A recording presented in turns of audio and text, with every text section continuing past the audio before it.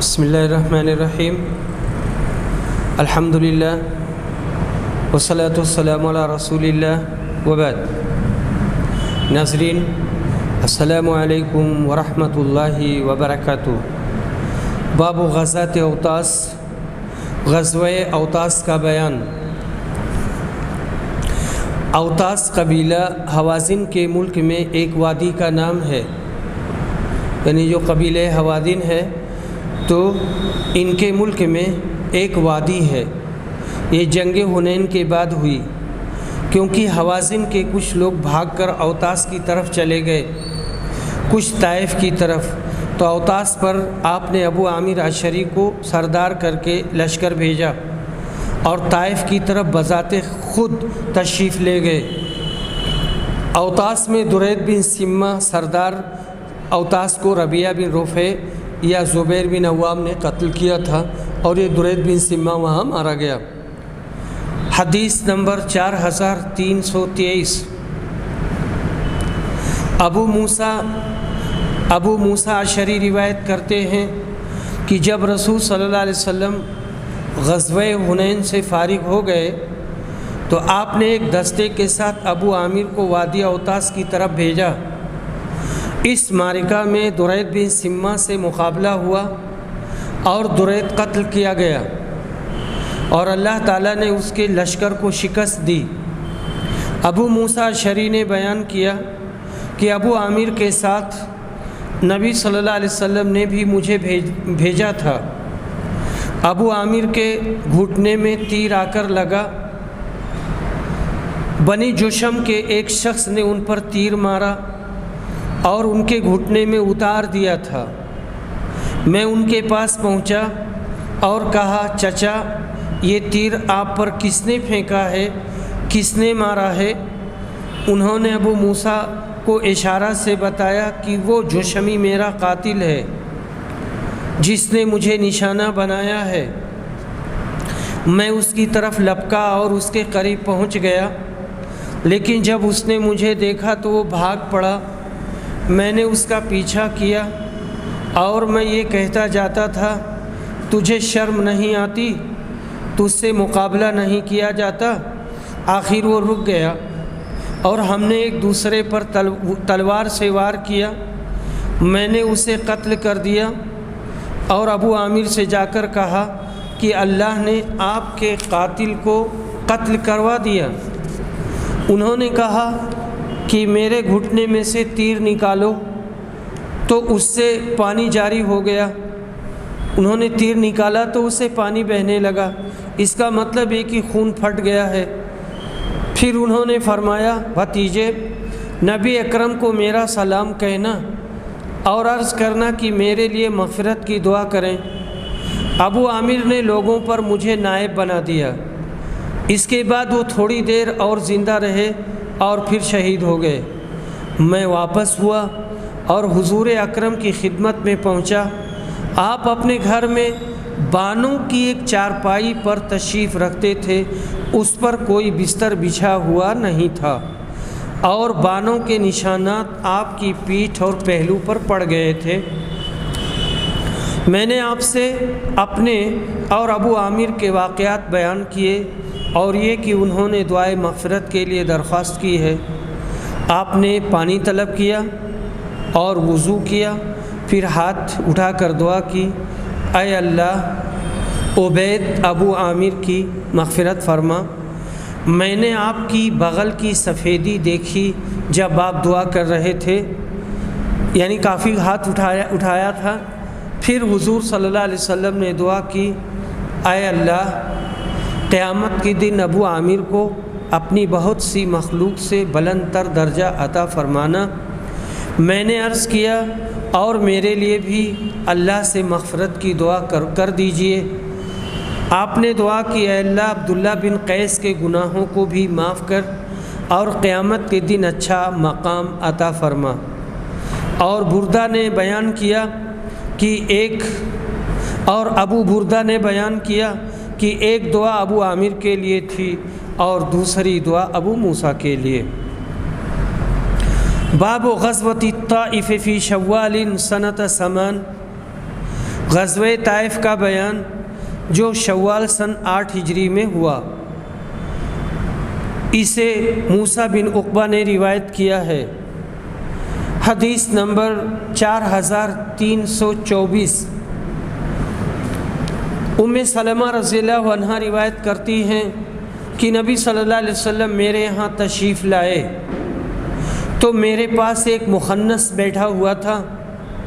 پھر انہوں نے سنا، پھر نبی صلی اللہ علیہ وسلم نے سنا کہ وہ عبداللہ بن امیہ سے کہہ رہا ہے، عبداللہ دیکھو، اگر کر اللہ نے طائف کی فتح عنایت فرمائی تو غیلان بن سلمہ کی بیٹی کو لے لینا، وہ جب سامنے آتی ہے تو پیٹ پر 4 بل اور پیٹھ موڑ کر جاتی ہے تو 8 بل دکھائی دیتے ہیں، یعنی بہت موٹی تازی ہے۔ اس لیے نبی اکرم نے فرمایا یہ شخص اب تمہارے گھر میں نہ آیا کرے۔ ابن عیینہ نے بیان کیا کہ ابن جریج نے کہا اس مخنث کا نام ہیت تھا۔ ہم سے محمود نے بیان کیا، ان سے ابو اسامہ نے، ان سے ہشام نے اسی طرح بیان کیا ہے، اور یہ اضافہ کیا کہ حضور صلی اللہ علیہ وسلم اس وقت طائف کا محاصرہ کیے ہوئے تھے۔ یہ حدیث متفق علیہ ہے۔ حدیث نمبر 4325۔ عبداللہ بن عمر روایت کرتے ہیں، کہتے ہیں کہ جب رسول صلی اللہ علیہ وسلم نے طائف کا محاصرہ کیا تو دشمن کا کچھ بھی نقصان نہیں ہوا۔ آخر آپ نے فرمایا اب انشاءاللہ ہم واپس ہو جائیں گے۔ مسلمانوں کے لیے ناکام لوٹنا بڑا شاق گزرا۔ انہوں نے کہا کہ واہ، بغیر فتح کے ہم واپس چلے جائیں۔ راوی نے کہا ایک مرتبہ نذهب کے بجائے نقفلو یعنی ہم لوٹ جائیں۔ اس پر نبی صلی اللہ علیہ وسلم نے فرمایا،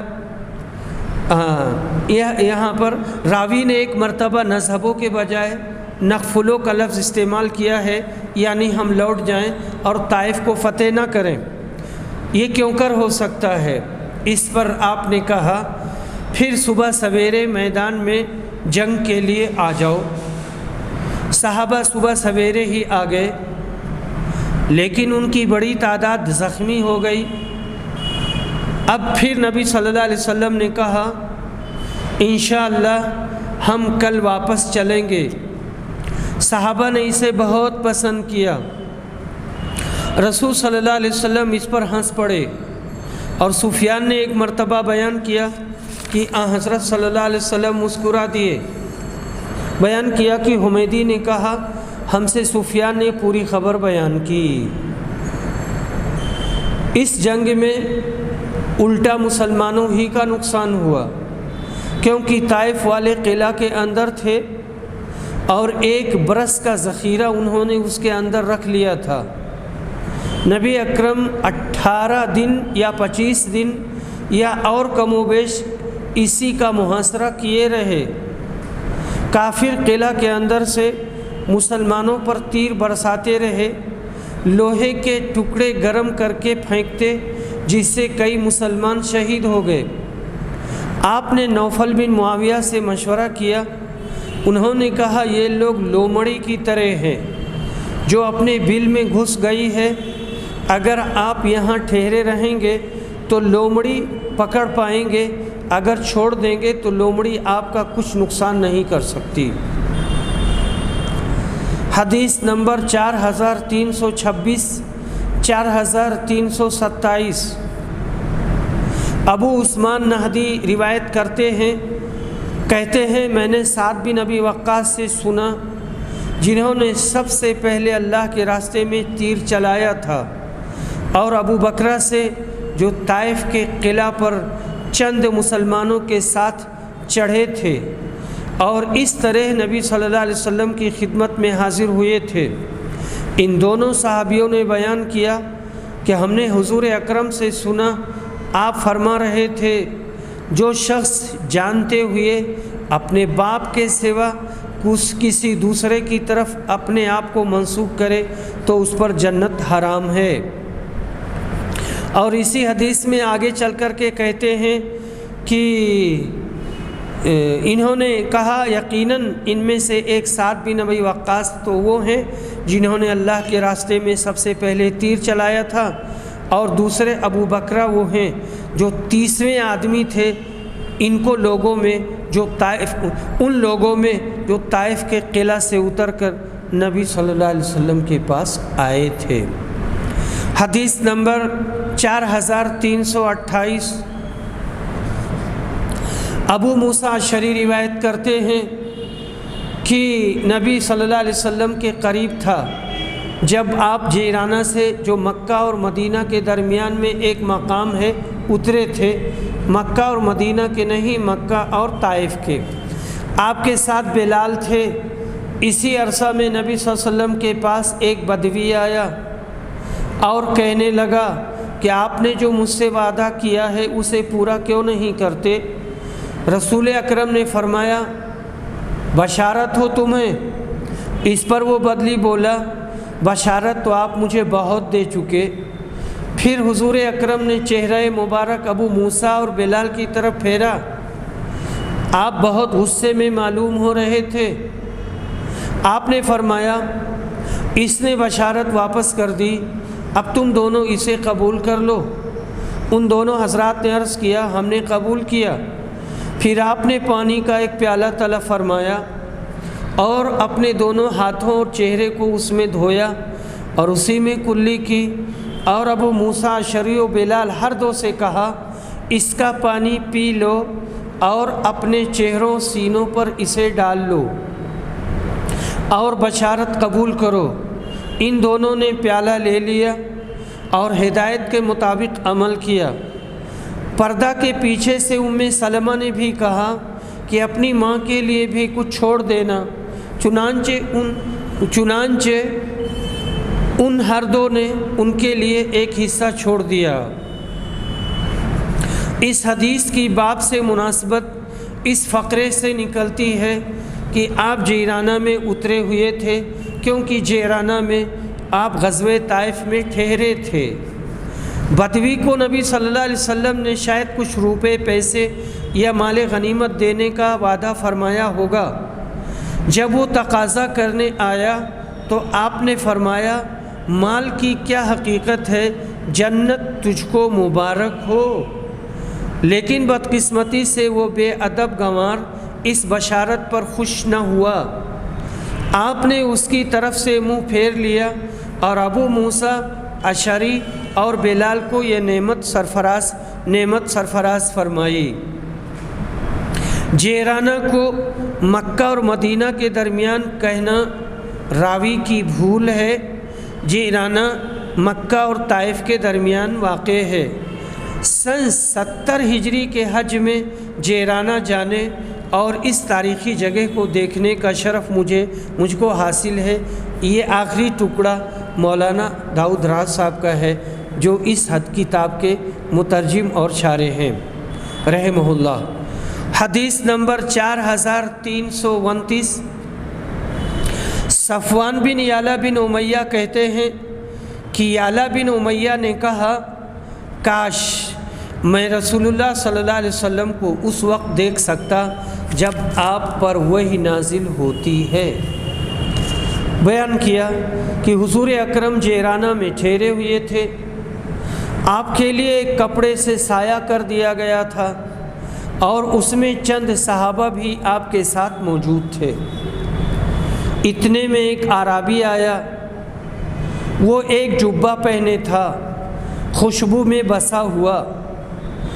انہوں نے عرض کیا اللہ کے رسول، ایک ایسے شخص کے بارے میں آپ کا کیا حکم ہے جو اپنے جبہ میں خوشبو لگانے کے بعد عمرہ کا احرام باندھے؟ فوراً ہی عمر نے یعلا کو آنے کے لیے ہاتھ سے اشارہ کیا۔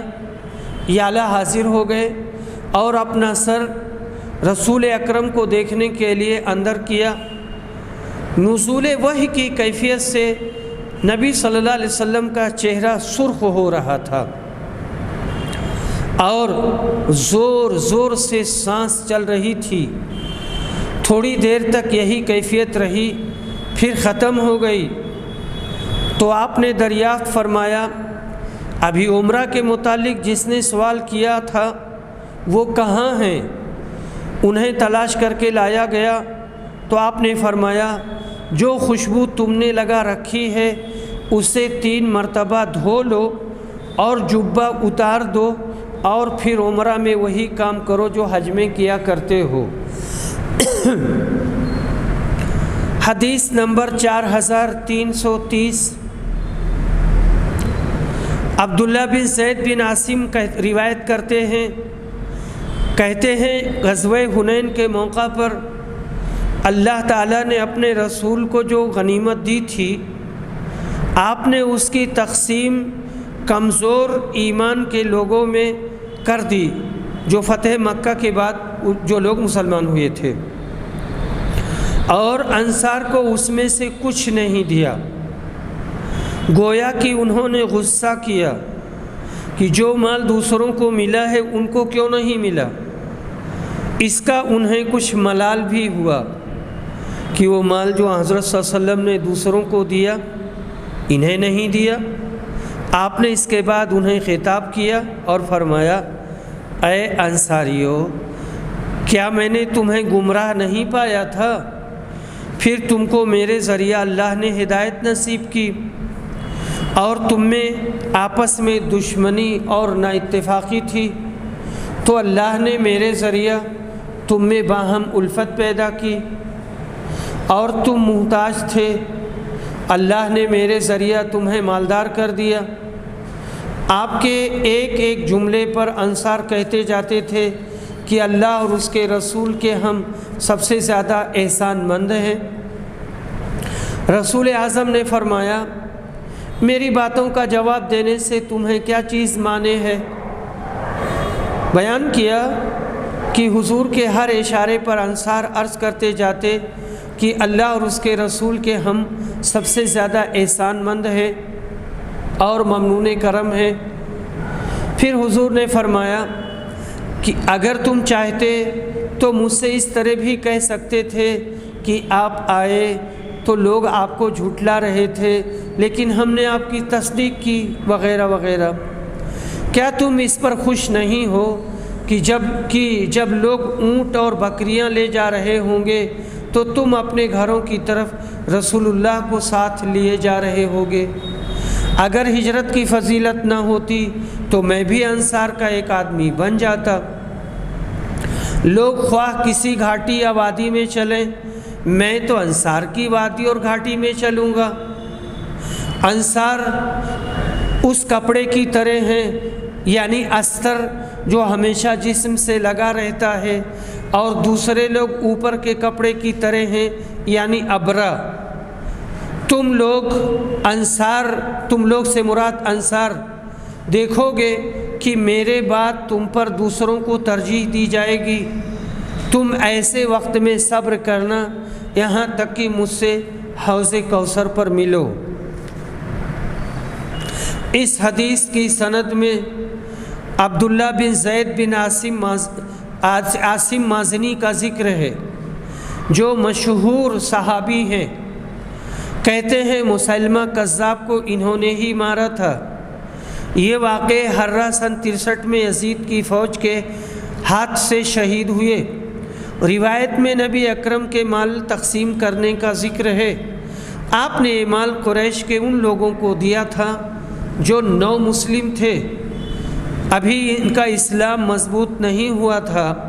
ابو سفیان، سہیل، حویتب، حکیم بن حزام، ابو السنابل، صفوان بن امیہ، عبد الرحمن بن بیربو وغیرہ، یہ سب تھے۔ تو ان لوگوں کو دیا آپ نے۔ شعار سے مراد یا استر میں سے نیچے کا کپڑا اور دیسار سے ابرا یعنی اوپر کا کپڑا مراد ہے۔ شعار یا استر جو جسم سے چپکا رہتا ہے۔ انصار کے لیے آپ نے شرف عطا فرمایا کہ ان کو ہر وقت اپنے جسم مبارک سے لگا ہوا کپڑا کی مثال قرار دیا۔ فی الواقع قیامت تک کے لیے یہ شرف انصار مدینہ کو حاصل ہے کہ آپ ان کے شہر میں آرام فرما رہے ہیں۔ حدیث نمبر 4331، انس بن مالک کہتے ہیں کہ جب قبیلے حوازن کے مال میں سے اللہ نے اپنے رسول کو جو دینا تھا وہ دیا تو انصار کے کچھ لوگوں کو رنج ہوا، کیونکہ نبی کریم نے کچھ لوگوں کو 100 اونٹ دے دیے تھے۔ کچھ لوگوں نے کہا اللہ اپنے رسول کی مغفرت کرے، قریش کو تو آپ عنایت فرما رہے ہیں اور ہم کو چھوڑ دیا ہے، حالانکہ ابھی ہماری تلواروں سے ان کا خون ٹپک رہا ہے۔ انس نے بیان کیا کہ انصار کی یہ بات رسول تک پہنچی تو آپ نے انہیں بلا بھیجا اور چمڑے کے ایک خیمے میں انہیں جمع کیا۔ ان کے ساتھ ان کے علاوہ کسی کو بھی آپ نے نہیں بلایا تھا۔ جب سب لوگ جمع ہو گئے تو آپ کھڑے ہوئے اور فرمایا تمہاری جو بات مجھے معلوم ہوئی ہے کیا وہ صحیح ہے؟ انصار کے سمجھدار لوگ جو تھے انہوں نے عرض کیا اے اللہ کے رسول، جو لوگ ہمارے معزز اور سردار ہیں انہوں نے ایسی کوئی بات نہیں کہی ہے، البتہ ہمارے کچھ لوگ جو ابھی نو عمر ہیں انہوں نے کہا ہے کہ اللہ رسول اللہ کی مغفرت کرے، قریش کو آپ دے رہے ہیں اور ہمیں چھوڑ دیا ہے، حالانکہ ابھی ہماری تلواروں سے ان کا خون ٹپک رہا ہے۔ نبی اکرم نے اس پر فرمایا میں ایسے لوگوں کو دیتا ہوں جو ابھی نئے اسلام میں داخل ہوئے ہیں، اس طرح میں ان کی دلجوئی کرتا ہوں۔ کیا تم اس پر راضی نہیں ہو کہ دوسرے لوگ تو مال و دولت ساتھ لے جائیں اور تم نبی صلی اللہ علیہ وسلم کو اپنے ساتھ اپنے گھر لے جاؤ؟ اللہ کی قسم جو چیز تم اپنے ساتھ لے جاؤ گے وہ اس سے بہتر ہے جو وہ لے جا رہے ہیں۔ انصار نے کہا اے اللہ کے رسول ہم اس پر راضی ہیں۔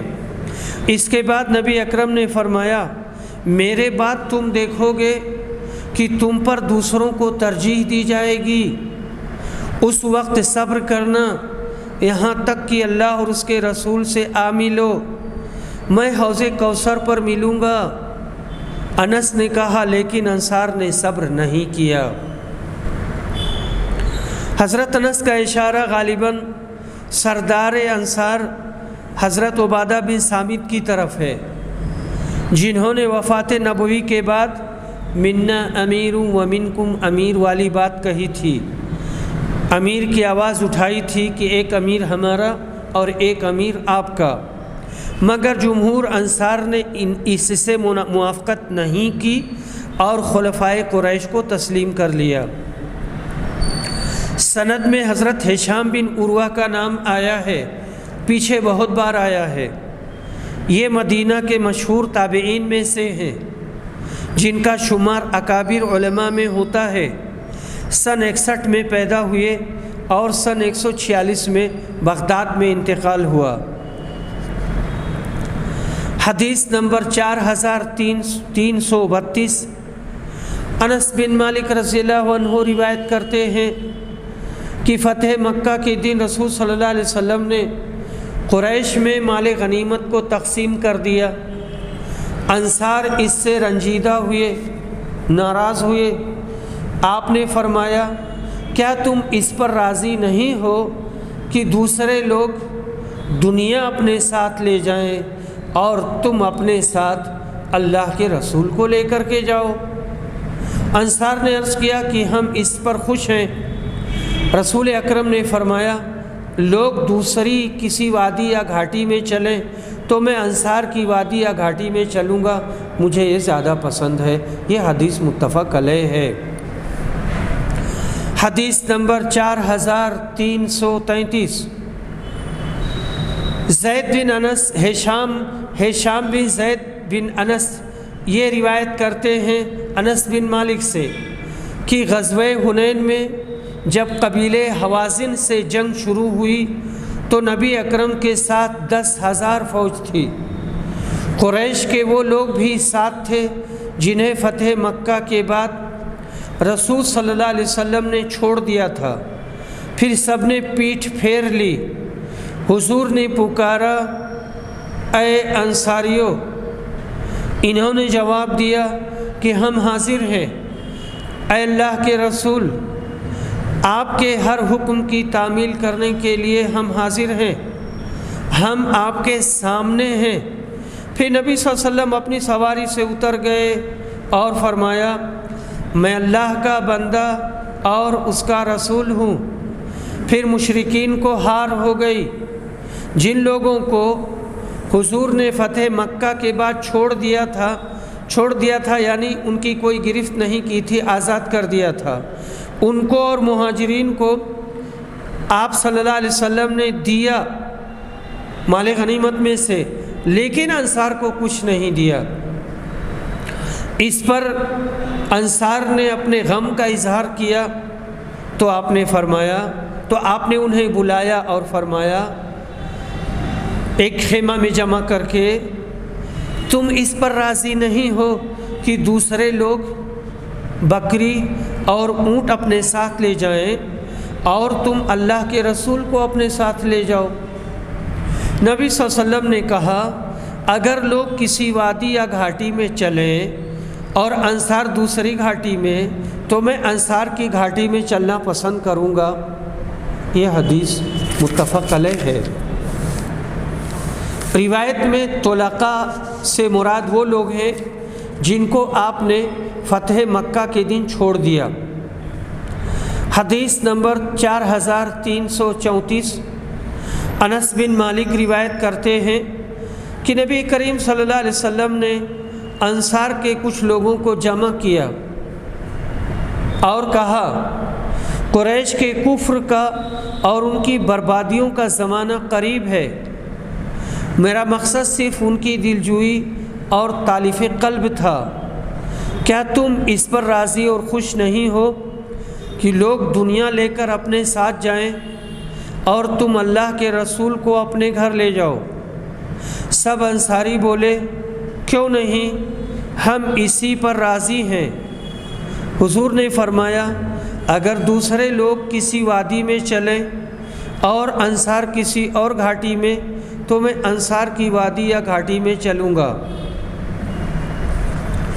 حدیث نمبر 4335، عبداللہ بن مسعود روایت کرتے ہیں کہ جب رسول اللہ صلی اللہ علیہ وسلم حنین کے مال غنیمت کی تقسیم کر رہے تھے تو انصار کے ایک شخص نے کہا کہ اس تقسیم میں اللہ کی خوشنودی کا کوئی خیال نہیں رکھا گیا ہے۔ یہ دوسرا واقعہ ہے، یہ کسی منافق نے کہا تھا۔ میں نے رسول اکرم کی خدمت میں حاضر ہو کر آپ کو اس بدگو کی اطلاع دی تو آپ کے چہرے مبارک کا رنگ بدل گیا۔ پھر آپ نے فرمایا، اللہ تعالیٰ موسیٰ پر رحم کرے، انہیں اس سے بھی زیادہ دکھ پہنچایا گیا تھا لیکن انہوں نے صبر کیا۔ حضرت موسیٰ علیہ السلام کے مزاج میں شرم اور حیا بہت تھی۔ وہ چھپ کر تنہائی میں نہایا کرتے تھے۔ بنی اسرائیل کو یہ شگوفہ ہاتھ آیا، کسی نے کہا کہ ان کے خصیے بڑھ گئے ہیں، کسی نے کہا ان کو برسو ہو گیا ہے۔ اس قسم کے بہتان لگانے شروع کیے۔ آخر اللہ نے ان کی پاکی اور بے عیبی ظاہر کر دی۔ یہ قصہ قرآن میں مذکور ہے، یا ایھا الذین آمنوا لا تکونوا کالذین آذوا موسیٰ، سورہ احزاب آیت نمبر 69۔ روایت میں جس منافق کا ذکر مذکور ہے، اس کمبخت نے اتنا غور نہیں کیا کہ دنیا کا مال و دولت اسباب سب پروردگار کی ملک ہیں۔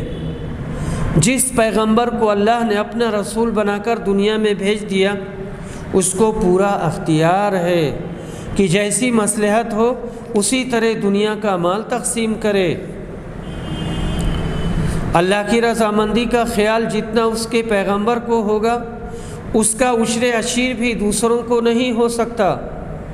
بدباطن قسم کے لوگوں کا شیوا ہی یہ رہا ہے کہ خواہ مخواہ دوسروں پر الزام بازی کرتے رہتے ہیں اور اپنے عیوب پر کبھی ان کی نظر نہیں جاتی۔ سند میں حضرت سفیان ثوری کا نام آیا ہے، یہ کوفی ہیں، اپنے زمانہ میں فقہ اور اجتہاد کے جامع تھے، خصوصاً علم حدیث میں مرجع تھے۔ ان کا ثقہ اور زاہد و عابد ہونا مسلم ہے۔ ان کو اسلام کا قطب کہا جاتا ہے۔ ائمہ مجتہدین میں ان کا شمار ہوتا ہے۔ سن 99 ہجری میں پیدا ہوئے اور سن 61 میں بصرہ میں وفات پائی۔ حدیث نمبر 4336، حضرت عبداللہ بن مسعود روایت کرتے ہیں کہ غزوہ حنین کے موقع پر رسول اکرم نے چند لوگوں کو بہت جانور دیے۔ چنانچہ اقرا بن حابس کو، جن کا دل بہلانا منظور تھا، 100 اونٹ دیا۔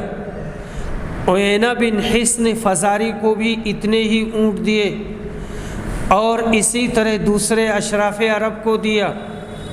اس پر ایک شخص نے کہا کہ اس تقسیم میں اللہ کی رضا کا کوئی خیال نہیں کیا گیا۔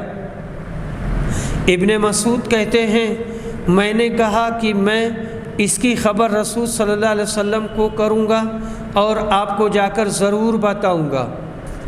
جب رسول اکرم نے یہ کلمہ سنا تو فرمایا، اللہ موسیٰ پر رحم کرے کہ انہیں اس سے بھی زیادہ دکھ دیا گیا تھا، لیکن انہوں نے صبر کیا۔ صبر عجیب نعمت ہے، بہت عظیم اور بہت بڑی نعمت ہے، پیغمبروں کی خصلت ہے۔ جس نے صبر کیا وہ کامیاب ہوا، آخر میں اس کا دشمن ذلیل و خوار ہوا۔ اللہ کا لاکھ لاکھ شکر ہے کہ مجھ ناچیز کو بھی اپنی زندگی میں بہت سے خبیث النفس دشمنوں سے پالا پڑا۔ یہ مولانا داؤد راہ صاحب اپنے بارے میں کہہ رہے ہیں، مگر صبر سے کام لیا، آخر وہ دشمن ہی ذلیل و خوار ہوئے۔ خدمت بخاری کے دوران بھی بہت سے حاسدین کی حفوات پر صبر کیا۔ آخر اللہ کا لاکھوں لاکھ شکر جس نے اس خدمت کے لیے مجھ کو ہمت عطا فرمائی اور مجھے کامیاب کیا۔ یہ آخری جملہ میرا ہے۔ حدیث نمبر 4337، انس بن مالک رضی اللہ عنہ روایت کرتے ہیں کہ جب حنین کا دن آیا تو قبیلے حوازن اور غطفان اپنے مویشی اور بال بچوں کو ساتھ لے کر جنگ کے لیے نکلے۔ اس وقت نبی صلی اللہ علیہ وسلم کے ساتھ 10,000 کا لشکر تھا۔ ان میں کچھ لوگ وہ بھی تھے جنہیں رسول صلی اللہ علیہ وسلم نے فتح مکہ کے بعد احسان کر کے چھوڑ دیا تھا۔ پھر ان سب نے پیٹھ پھیر لی اور حضور اکرم تنہا رہ گئے۔ اس دن رسول اکرم نے 2 مرتبہ پکارا، دونوں پکار ایک دوسرے سے الگ الگ تھیں۔ آپ نے دائیں طرف متوجہ ہو کر پکارا، اے انصاریو! انہوں نے جواب دیا، ہم حاضر ہیں اے اللہ کے رسول، آپ کو بشارت ہو، ہم آپ کے ساتھ ہیں، لڑنے کو تیار ہیں۔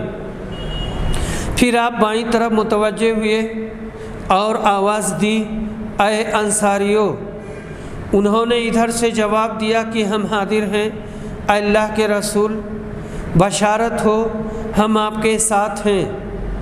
حضور صلی اللہ علیہ وسلم اس وقت ایک سفید خچر پر سوار تھے۔ پھر آپ اتر گئے اور فرمایا، میں اللہ کا بندہ اور اس کا رسول ہوں۔ انجام کار کافروں کو ہار ہوئی اور اس لڑائی میں بہت زیادہ غنیمت حاصل ہوئی۔ حضور نے اسے مہاجرین میں اور قریشیوں میں تقسیم کر دیا جنہیں فتح مکہ کے موقع پر احسان کر کے چھوڑ دیا تھا۔ انصار کو اس میں سے کچھ بھی نہیں دیا۔ انصار کے بعض نوجوانوں نے کہا کہ جب سخت وقت آتا ہے، برا وقت آتا ہے تو ہمیں بلایا جاتا ہے اور غنیمت دوسروں کو دی جاتی ہے اور دوسروں میں تقسیم کی جاتی ہے۔ یہ بات حضور اکرم تک پہنچی تو آپ نے انصار کو ایک خیمہ میں جمع کیا اور فرمایا، اے انصاریو، کیا وہ بات صحیح ہے جو تمہارے بارے میں مجھے معلوم ہوئی ہے؟ اس پر وہ خاموش ہو گئے۔ پھر حضور نے فرمایا، انصاریو، کیا تم اس پر خوش نہیں ہو کہ لوگ دنیا اپنے ساتھ لے جائیں گے اور تم اللہ کے رسول کو اپنے گھر لے جاؤ گے؟ انصاریوں نے عرض کیا، ہم اس پر خوش ہیں۔ اس کے بعد فرمایا، اگر لوگ کسی وادی میں چلیں اور انصار کسی گھاٹی میں چلیں تو میں انصار ہی کے ساتھ رہوں گا اور انصار کی گھاٹی میں چلوں گا۔ اس پر ہشام نے پوچھا، اے ابو حمزہ، کیا آپ وہاں موجود تھے؟ انہوں نے کہا کہ میں رسول صلی اللہ علیہ وسلم سے غائب ہی کب ہوتا تھا۔ مسلم کی روایت میں ہے، آپ نے حضرت عباس سے فرمایا، شجرہ رضوان والوں کو آواز دو۔ ان کی آواز بلند تھی۔ انہوں نے پکارا، اے شجرہ رضوان والو، تم کہاں چلے گئے ہو؟ ان کی پکار سنتے ہی یہ لوگ ایسے لپکے جیسے مائیں شفقت سے اپنے بچوں کی طرف دوڑتی ہیں۔ سب کہنے لگے، ہم حاضر ہیں، ہم حاضر ہیں۔ یہاں ایک بات ہے اور میں پیچھے بیان کر چکا ہوں کسی موقع پر کہ اگر کوئی آدمی اپنے امام کے سلسلے میں تنقید کرتا ہے اور کوئی غلط بات کہتا ہے تو اسے سمجھانا چاہیے اگر ممکن ہو، اور اگر ممکن نہیں ہے تو اپنے تحفظ کے ساتھ وہاں تک بات پہنچا دینی چاہیے اور کہہ دینا چاہیے کہ اس طرح کی بات کہی جا رہی ہے۔ باب السریہ التی قبل نجد، نجد کی طرف جو لشکر نبی صلی اللہ علیہ وسلم نے روانہ کیا تھا اس کا بیان۔ حدیث نمبر 4338 متفق علیہ۔ حضرت عبداللہ بن عمر روایت کرتے ہیں کہ نبی صلی اللہ علیہ وسلم نے نجد کی طرف ایک لشکر روانہ کیا تھا، میں بھی اس میں شریک تھا۔ اس میں ہمارا حصہ 12 اونٹ آئے اور ایک اونٹ ہمیں اور فالتو دیا گیا نفل کے طور پہ۔ اس طرح ہم 13 اونٹ ساتھ لے کر واپس ہوئے۔ باب باس نبی صلی اللہ علیہ وسلم خالد بن الولید الی بنی جزیمہ، نبی اکرم صلی اللہ علیہ وسلم کا خالد بن ولید کو بنی جزیمہ قبیلے کی طرف بھیجنا۔ یہ فتح مکہ کے بعد تھا، باتفاق مغازی، یعنی جو اصحاب مغازی ہیں، غزوات کے لکھنے والے سب یہی کہتے ہیں۔ آپ نے خالد بن ولید کو 350 آدمی ساتھ دے کر اس لیے روانہ کیا تھا کہ بنو جزیمہ کو اسلام کی دعوت دیں، لڑائی کے لیے نہیں بھیجا تھا۔ حدیث نمبر 4339 عبداللہ بن عمر روایت کرتے ہیں کہ نبی صلی اللہ علیہ وسلم نے خالد بن ولید کو بنی جزیمہ کی طرف بھیجا۔ خالد بن ولید نے انہیں اسلام کی دعوت دی، لیکن انہیں اسلمنا کہنا نہیں آتا تھا۔ اس کے بجائے وہ سبانہ کہنے لگے۔ اسلمنا کے معنی ہم مسلمان ہوئے اور سبانہ کے معنی ہم نے اپنا دین بدل دیا، یعنی باپ کے دین کو چھوڑ دیا۔ تو یہ لوگ اسلمنا ہی کہنا چاہتے تھے، پر وہ جانتے نہیں تھے کہ ہم یہاں کیا کہیں۔ خالد نے انہیں قتل کرنا اور قید کرنا شروع کر دیا، اور پھر ہم میں سے ہر شخص کو اس کا قیدی حفاظت کے لیے دے دیا۔ پھر جب ایک دن خالد نے ہم سب کو حکم دیا کہ ہم اپنے قیدیوں کو قتل کر دیں، تو میں نے کہا، اللہ کی قسم میں اپنے قیدیوں کو قتل نہیں کروں گا، اور نہ میرے ساتھیوں میں سے کوئی اپنے قیدیوں کو قتل کرے گا۔ آخر جب ہم رسول اکرم کی خدمت میں حاضر ہوئے اور آپ نے صورتحال بیان کی تو آپ نے ہاتھ اٹھا کر دعا کی، اے اللہ، میں اس فعل سے بیزاری کا اعلان کرتا ہوں جو خالد نے کیا۔ 2 مرتبہ آپ نے یہ بات کہی تھی۔ خالد بن ولید فوج کے سردار تھے، مگر عبداللہ بن عمر نے اس حکم میں ان کی اطاعت نہیں کی، کیونکہ ان کا یہ حکم شرع کے خلاف تھا۔ جب بنی جزیمہ کے لوگوں نے لفظ سبانہ سے مسلمان ہونا مراد لیا تو حضرت خالد کو ان کے قتل کرنے سے رک جانا ضروری تھا، اور یہی وجہ کہ نبی کریم نے خالد کے فعل سے اپنی برات ظاہر کی۔ ان کی غلطی اجتہادی تھی، وہ سبانہ کے معنی اسلمنا نہ سمجھے، اور انہوں نے ظاہری حکم پر عمل کیا کہ جب تک وہ اسلام نہ لائیں ان سے لڑو۔ حضرت خالد ولید قریشی کے بیٹے ہیں جو مخزومی ہیں۔ ان کی والدہ لبابہ الصغریٰ ام المومنین حضرت میمونہ کی بہن ہے۔ یہ اشراف قریش سے تھے۔ نبی کریم نے ان کو سیف اللہ کا خطاب دیا تھا۔ سن 21 ہجری میں ان کی وفات ہوئی ہے۔ یہاں پر علامہ ابن قیم جوزیہ کی ایک عبارت نقل کی ہے زاد المعاد سے، اس کا ترجمہ اس طرح ہے: جب حضرت خالد بن ولید عزا کو ختم کر کے لوٹے اس وقت رسول اکرم مکہ ہی میں موجود تھے۔ آپ نے ان کو بنی جزیمہ کی طرف تبلیغ کی غرض سے بھیجا اور لڑائی کے لیے نہیں بھیجا تھا۔ حضرت خالد 350 مہاجر اور انصار صحابیوں کے ساتھ نکلے۔ کچھ بنو سلیم کے لوگ بھی ان کے ساتھ تھے۔ جب وہ بنو جزیمہ کے ہاں پہنچے تو انہوں نے ان سے پوچھا کہ تم کون لوگ ہو؟ وہ بولے ہم مسلمان ہیں، نمازی ہیں، ہم نے نبی کریم کا کلمہ پڑھا ہوا ہے، اور ہم نے اپنے دالانوں میں مساجد بھی بنا رکھی ہیں، اور ہم وہاں اذان بھی دیتے ہیں۔ وہ سب ہتھیار بند تھے۔ حضرت خالد نے پوچھا کہ تمہارے جسموں پر یہ ہتھیار کیوں ہیں؟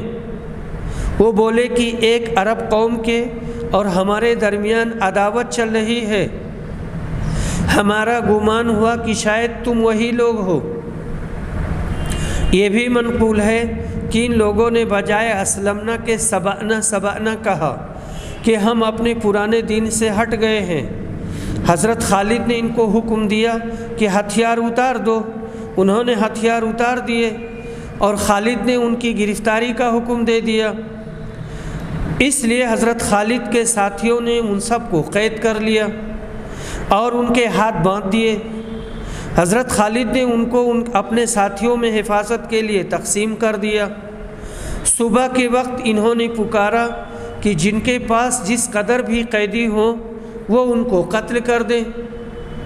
بنو سلیم نے تو اپنے قیدی قتل کر دیے، مگر انصار و مہاجرین نے خالد کے اس حکم کو نہیں مانا اور ان قیدیوں کو آزاد کر دیا۔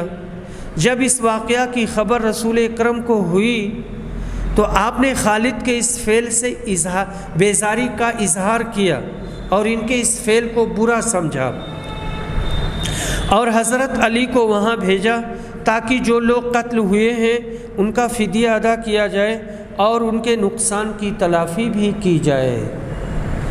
باب و سریت عبداللہ ابن حذافہ السہمی و علقمۃ ابن مجزز المدلجی و یقال انہا سریت الانصار۔ عبداللہ بن حذافہ سہمی اور علقمہ بن مجزز مدلجی کی ایک لشکر میں روانگی جسے انصار کا لشکر کہا جاتا تھا۔ حدیث نمبر 4340۔ علی رضی اللہ عنہ روایت کرتے ہیں کہ نبی صلی اللہ علیہ وسلم نے ایک مختصر لشکر روانہ فرمایا اور اس کا امیر ایک انصاری صحابی کو بنایا۔ ان کا نام عبداللہ بن حذافہ سہمی تھا، اور لشکریوں کو حکم دیا کہ سب اپنے امیر کی اطاعت کریں۔ پھر امیر کسی وجہ سے غصے میں آ گئے اور اپنے فوجیوں سے کہا کیا تمہیں رسول صلی اللہ علیہ وسلم نے میری اطاعت کرنے کا حکم نہیں دیا ہے؟ سب نے کہا ہاں دیا ہے۔ انہوں نے کہا پھر تم سب لکڑیاں جمع کرو۔ لوگوں نے لکڑیاں جمع کی تو امیر نے کہا کہ اس میں آگ لگاؤ۔ انہوں نے آگ لگا دی اور اسے جلا دیا۔ اب انہوں نے حکم دیا کہ سب اس میں کود جاؤ۔ فوجی کود جانا ہی چاہتے تھے، یعنی کچھ لوگ، کہ انہی میں سے بعض نے کہا اور بعض نے بعض کو روکا کہ ہم تو اس آگ ہی کے خوف سے رسول اللہ صلی اللہ علیہ وسلم کی طرف آئے ہیں۔ ان باتوں میں وقت گزر گیا اور آگ بجھ گئی۔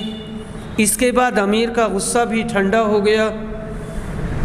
جب اس کی خبر رسول صلی اللہ علیہ وسلم کو پہنچی تو آپ نے فرمایا اگر یہ لوگ اس میں کود جاتے تو پھر قیامت تک اس میں سے نہ نکلتے۔ اطاعت کا حکم صرف نیک کاموں کے لیے ہے، چونکہ اس امیر کا حکم غلط تھا اور لوگوں نے نہیں مانا تو اچھا کیا۔ یہ حدیث متفق علیہ ہے۔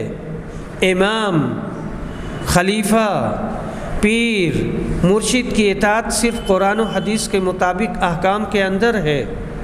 اگر وہ خلاف بات کہیں تو پھر ان کی اطاعت کرنا جائز نہیں ہے۔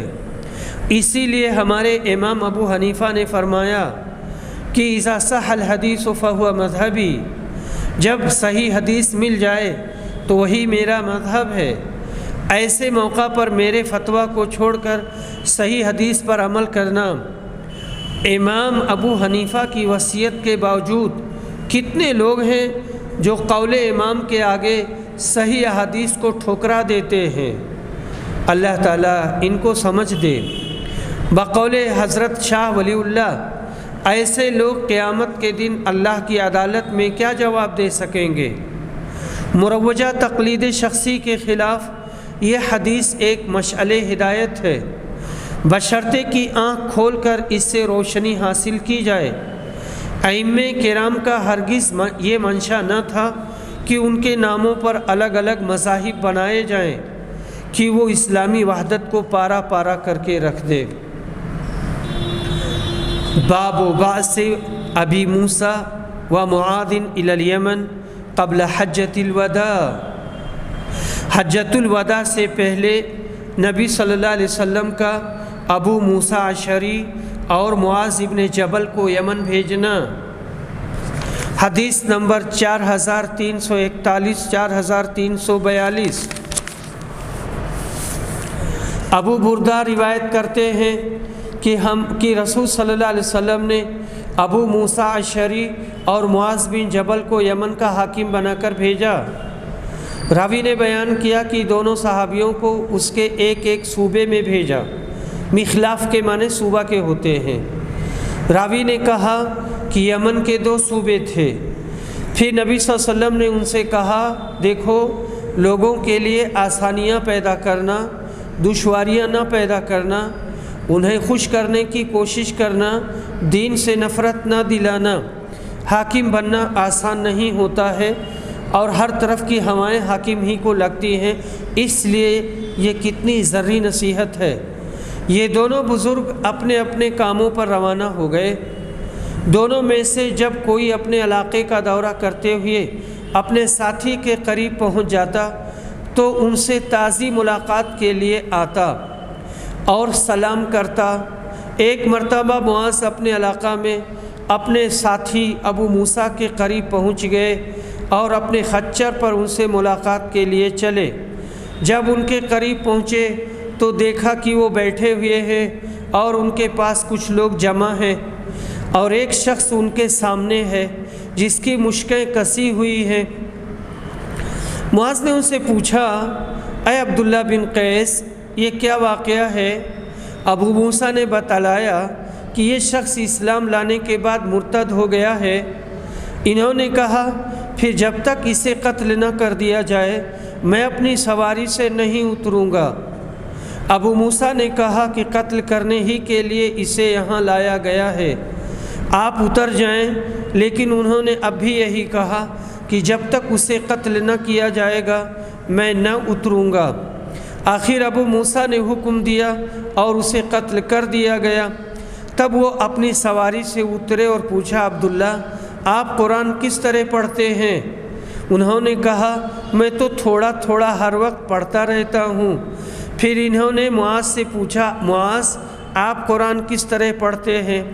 حضرت معاذ نے کہا کہ میں تو رات کے شروع میں سوتا ہوں، پھر اپنی نیند کا ایک حصہ پورا کر کے میں اٹھ بیٹھتا ہوں، اور جو کچھ اللہ تعالیٰ نے میرے لیے مقدر کر رکھا ہے اس میں قرآن مجید پڑھتا ہوں۔